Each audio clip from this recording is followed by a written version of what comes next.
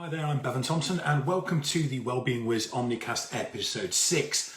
As I say every week, what is an Omnicast? Well, an Omnicast is not a Facebook Live, it's not a YouTube, it's not a podcast, it's not a blog, it's all of those things. It's all those things in the same place. Try and get all the information out in as many different ways as possible and as efficiently as possible. Now, why am I an expert? Why am I able to do this Omnicast? Well, I like to try and tell the story most weeks. I used to suffer very badly from anxiety.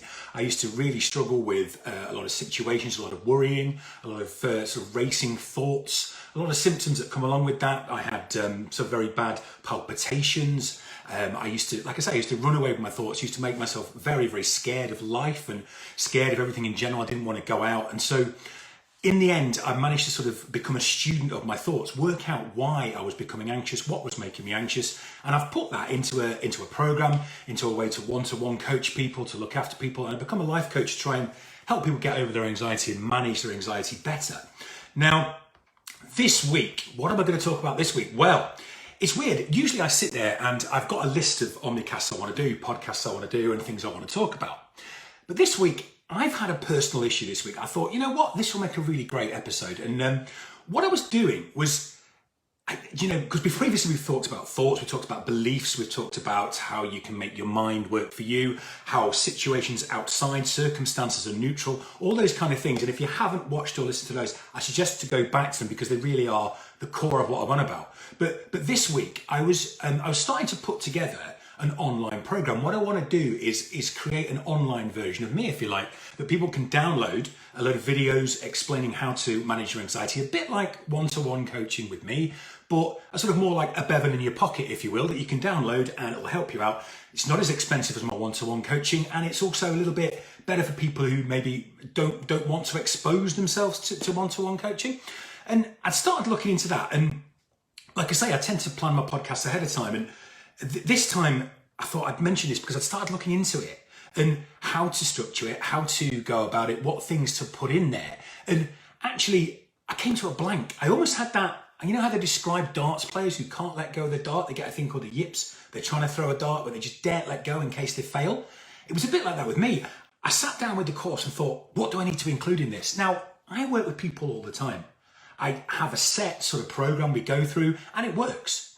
Now, what I wanted to do was get all this down into an online program. But as soon as I'd start to try and write the program, I couldn't work out which bits to put in. Like, it was almost like, what if I missed the most important thing, right? What if I missed the most important thing in the program? What if when I'm working with someone, it just comes out of my mouth, automatically? And what if I miss something out? Now, this developed. I let this thought sort of grow too much, and it got to a point where I was sort of thinking, well, maybe my program doesn't work. Maybe I've said a magic word to people accidentally when I've been coaching them. All these people I've helped manage their anxiety and made them feel better. Maybe I've said one phrase or one word that's been the magic bullet that's solved their problems.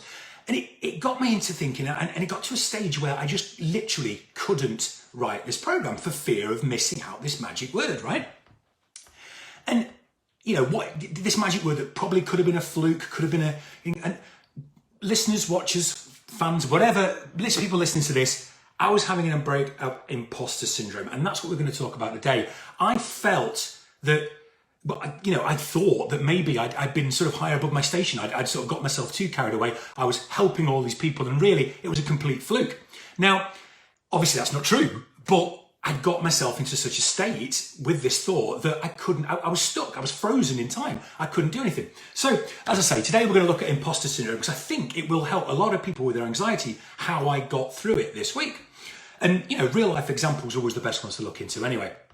So, as always, I've looked it up on Google. I do like my definitions, as you know, because I think it gives us a look into actually what the original description of this was rather than what we made it. So imposter syndrome, it says it refers to an internal experience of believing that you are not as competent as others perceive you to be. While this definition is usually narrowly applied to intelligence and achievement, it links to perfectionism and social context as well. So let's just go through it again. It refers to an internal experience of believing you are not as competent as others perceive you to be. While this definition is usually narrowly applied to intelligence and achievement, it links to perfectionism and social content as well. You see, again, the definition points us in the right direction. It's an internal experience of believing.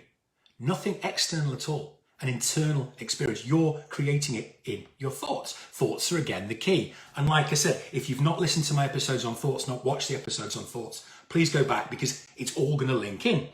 Let's look at this syndrome in detail. Now, a big thing is syndrome for me would suggest a medical issue, but actually 70% of us have moments of imposter syndrome in the world. So I would say it's quite normal as opposed to being a medical issue. So again, the name itself is lending you to believe that it's something scary and something untoward and something else. So it's not going to help your anxiety either, is it?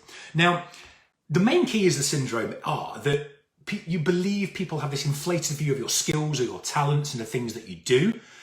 You've got a fear of being found out as a fake, exposed as a bit of a fraud.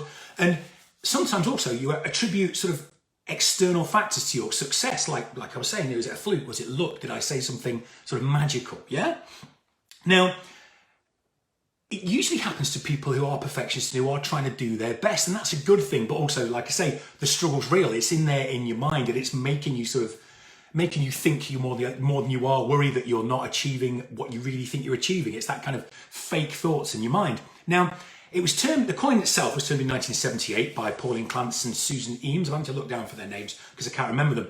And they thought actually it only happened in women originally, which is very interesting. But as you can see, it happened in men as well because it happened to me this week.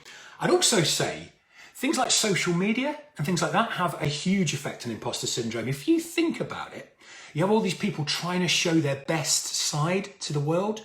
They're trying to show almost a fake version of their lives to people. Some people do, you see these Instagram influencers, have their picture taken in front of a sports car or whatever, turns out not to be their car, or, it turns out they find it in a car park and they're just trying to portray this life. And again, it's this false belief, and it's just going to push up the thoughts of imposter and fake and fraud all the time. And it's everywhere we're about, but it does all come back to thought, right? Just like everything. So let's look at a bit more deeply at how I sort of sorted it out this week. There's a lady called Valerie Young. She's an expert on imposter syndrome, and she's looked into the different types of people it affects. And I've got them listed down here, so do excuse me looking down if you're watching the video. There's people who are perfectionists, people who set extremely high expectations for themselves. And even if they meet 99% of their goals they're setting out, they're still going to feel like failures. This is one group.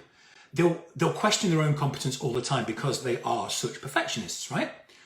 Your other group is experts, the people who need to know every single piece of information. Now, I'd put myself probably in that category. If I want to know something about something, I will research it to the ends of the earth. And I think this is why, in the end, I've got to where I am with sort of studying my own anxiety. I needed to know all about it, right?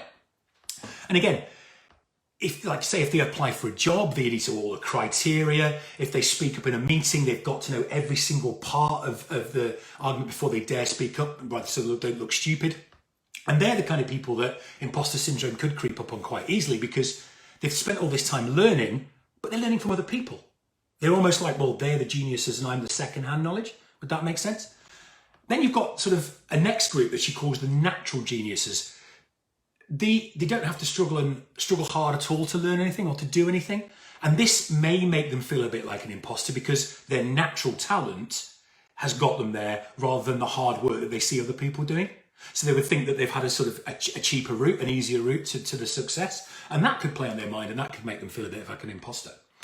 You have soloists, the people who feel like they've got to do everything on their own, achieve it on their own or it's not worth it. If you achieve it apart as a team, then maybe they feel like they were the weaker part of the team and someone else in that team did better than them. Does that make sense to you?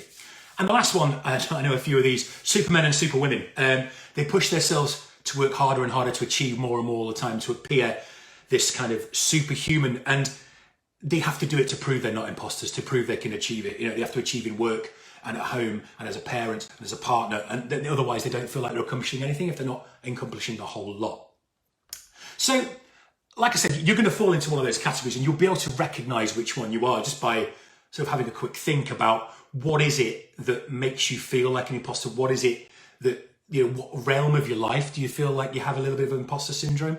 And you'll be able to work out which personality trait it's coming from there and maybe work on it. But it all comes down to thought again. How do we stop ourselves getting stuck in that thought loop of, I'm not good enough, I'm not, I don't have the qualifications. My opinion doesn't matter. I'm a fraud. I'm going to get found out one day. All those kind of imposter syndrome thoughts. How do we stop them?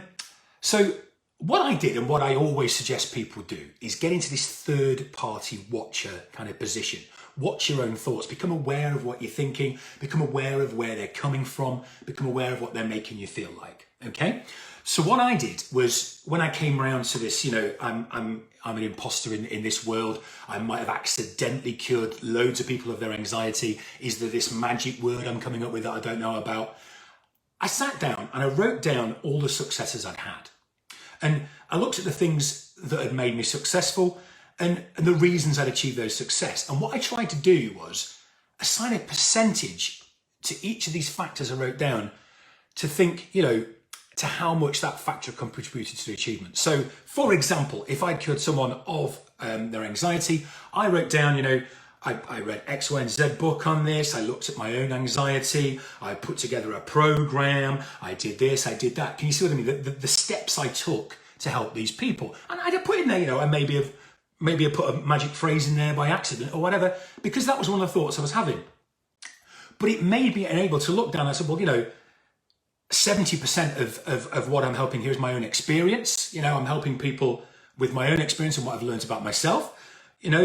I would say a certain percentage is down to the wider reading I've done, the learning, the courses I've been on, things like that. And if it was a magic bullet that I said or a magic word I used, that was only a very small percentage and it's highly unlikely, So that third party perspective of looking at your own thoughts and looking at your own successes and seeing how you achieve them and trying to attribute a sort of percentage as to which parts achieve that success gives you an idea of, you're not really an imposter in that arena. You're not really an imposter because you can see the percentages are higher in the things where you've worked hard, you've learned something, you've gone out and taken action. It's not just by pure fluke. Do you see what I mean? Now, it's a lot of the key to sort of life is moving out of your comfort zone in this and sort of doing something that doesn't feel safe and so looking into your sort of imposter syndrome, looking into your anxiety and giving it these percentages and looking at it and thinking, well, did I achieve that through my own hard work or did I achieve that through some fluke? It pushes you out of comfort zone, pushes you out of what your expected thoughts are and makes you look at it from that third party perspective and makes you actually see it from the eyes of the people who are telling you you're good at the job, who are telling you you're doing it the right way, and you can actually start to see where they're coming from and feel less of an imposter. Does that make sense to you? Good. Now, really important because what we've said about the groups of people, perfectionists in particular, find it hard to fail. And this is part of the imposter syndrome. I think if you have a slight, because I admit I had a slight wobble about one of my clients. I thought, what, am I really having that much of an effect on their lives? And week on week, we weren't getting very far. There was, later on down the line, we had a big breakthrough, but this had stayed with me. I started to think, is this my first failure? Is this the first time I'd failed? And it's for perfectionists, that's a real kick in the teeth, the possibility of a failure, not being perfect every time. But I have to remind you, the key to learning is making mistakes. You make mistakes and you change what you're doing. And like Robert F. Kennedy said, only those who dare to fail greatly can ever achieve greatly. So only those who fail learn from their failures and do better next time. And that is, again, something to really remember because it can creep in and create that imposter syndrome feeling, create that feeling that you're fluking it, that you're not good enough and all that sort of thing. And actually, losing sometimes, failing sometimes, getting sometimes wrong, that's all part of the learning process and part of improving and part of, turning into a better person over time and getting better at the job you do, better at the things you do in life, get like hobbies, anything it can be, work, hobbies, anything, partnerships, relationships, anything it is. The more failures you make, the more you learn, as long as you actually learn from those failures rather than just step back into your comfort zone and go, well, I'm just a failure and give up. Okay, so, I like to set you some homework every week.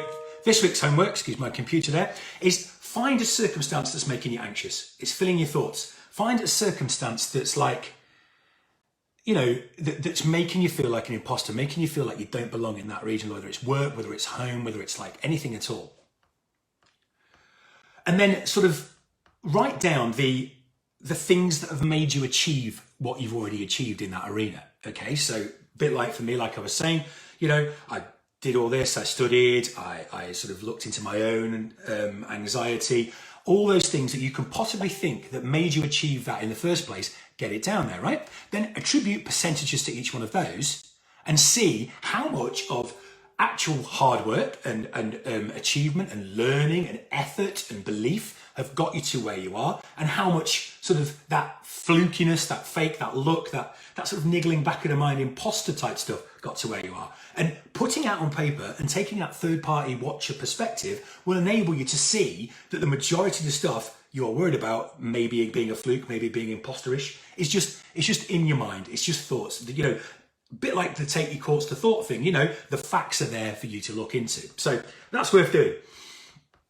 So I think that's it for this week. I would really appreciate if you'd pop along to my website, www.thewellbeingwiz.com/calm mind. That's www.thewellbeingwiz.com/calm mind. Download my free ebook there. It's called Calm Mind. It's like 7 days to a clearer mind, 7 days to feeling much better and worrying less.